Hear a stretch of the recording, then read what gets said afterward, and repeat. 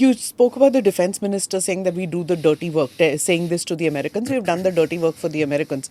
Then how do you explain the US Secretary of State who turns around and tells India to work with Pakistan? I have a different take on this than the one that is coming in the media.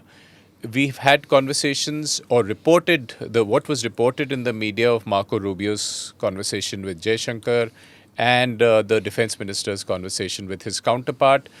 There was use of restraint, but there was an acknowledgement of terrorism. We've seen this movie before. The same thing happened at Pulwama time.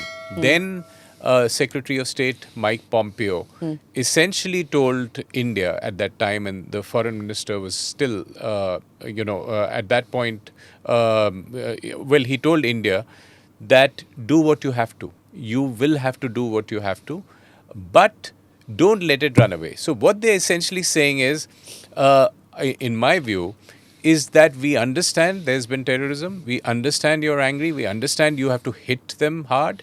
But don't hit them so hard that after that we don't recover.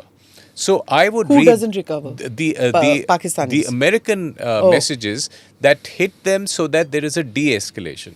And the way I will frame it is that for both the parties, for India and Pakistan, this escalation is accompanied by a de-escalation impulse.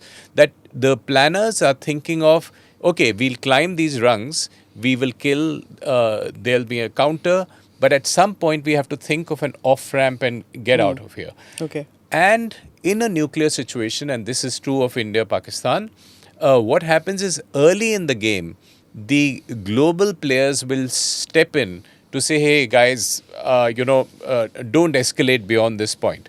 But there will be complete understanding for India to do the first level of kinetic action.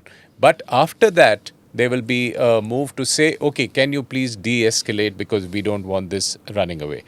Because you see, in the fog of war... And both countries, at some point of time, in spite of civilian casualties or military casualties, if at all it happens, will have the stomach to scale down? They will, in this conflict, have an instinct to try and de-escalate. But in a fog of war, anything can happen. Things can spiral out of control. So, you don't necessarily control the way it de-escalates. It can be an accident. It can be intentional.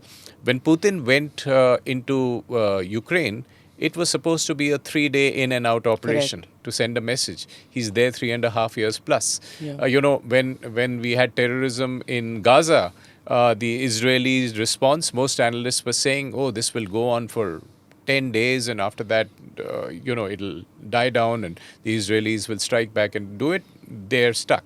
So, there can be a quagmire, there can be a situation, but this is a new game. Two nuclear powers at it.